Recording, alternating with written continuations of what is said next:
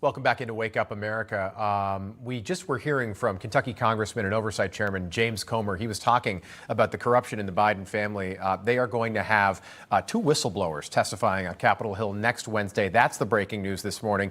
And Comer was just asked about that in the halls of Congress moments ago. Let's listen. Family here that created 20 shell companies. They've laundered money through 6 banks down to 9 different Biden family members. So I think that we've produced a lot of damning evidence, but we've got more bank records to go, and they're fighting me every step of the way, the Biden attorneys, the Department of Justice, the FBI, but yet we're still able to produce documents. I wish we were moving faster, but I believe that if you look at the fact that I didn't have subpoena power until the 1st of February because of the speaker election fiasco, and in just 5 months, I think we've produced a lot of information. We've proved that the Bidens did get money from China. We proved that money was wired to the Bidens while Joe Biden was vice president. And we proved that 9 Biden family members are in on this scheme. And the big one now is these whistleblowers who are going to testify next Wednesday. For more, I want to welcome in former U.S. Attorney General Matthew Whitaker. Good to see you, Matt. Great to have you back on. Just want to get your take on where we are right now and your response to what Congressman Comer just said. It sounds like next week we're going to find out we don't know the identity of one of these whistleblowers, and they're doing that deliberately to protect this whistleblower. That's where we are right now as a country. Well, you're right, and I'm glad to be with you this morning. But, this situation is dire. I mean, we have FBI whistleblowers who are being attacked. We have IRS whistleblowers who are being attacked.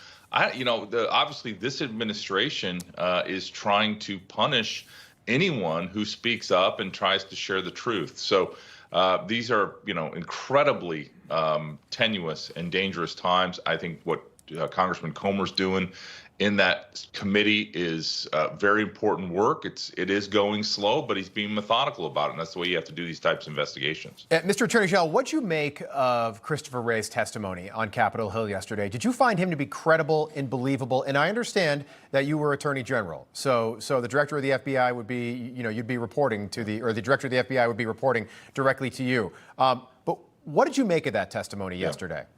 Well, first of all, it's no secret that I've known Chris Wray for almost 20 years, going back to the Bush administration. But that being said, I was incredibly disappointed with how evasive and not helpful his testimony was. I mean, listen, he is a very polished and accomplished lawyer, and you could see that by, he knows how to do testimony. He knows how to not get ruffled. He knows how to give, slick answers. But at the end of the day, the weaponization of the FBI and the DOJ is a major issue, and the fact that he wouldn't even really acknowledge that that's a concern or that's anything he's working on, I think made the hearing kind of a farce, really. Yeah, I thought the same thing. And I get that, he can easily say that that's under investigation and I can't talk about that. But and this is personal, and I understand that you've known him for 20 years, but I didn't find him to be believable on some topics. When it came to protecting the Biden family, he said emphatically that the FBI is not involved in any way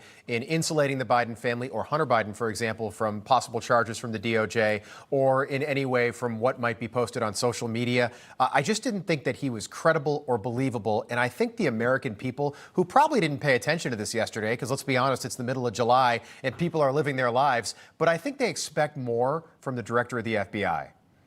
I think they do. I think they expect him to be more informed. And I think they also expect that he's going to lead. And if you look at the investigation up in Delaware that has taken 4 or 5 years after the laptop and everything, there just seemed to be I think Representative Gates said it best, just a lack of curiosity of this director as to how the, basic blocking and tackling of some of the most sensitive investigations are handled and why, there is this 2-tier system of justice. I just don't think Chris either is willing to see it or wants to see it. All right. We'll leave it there. Former Acting Attorney General Matthew Whitaker, thanks so much for being with us this morning. We appreciate it as always. All right. Have a great day.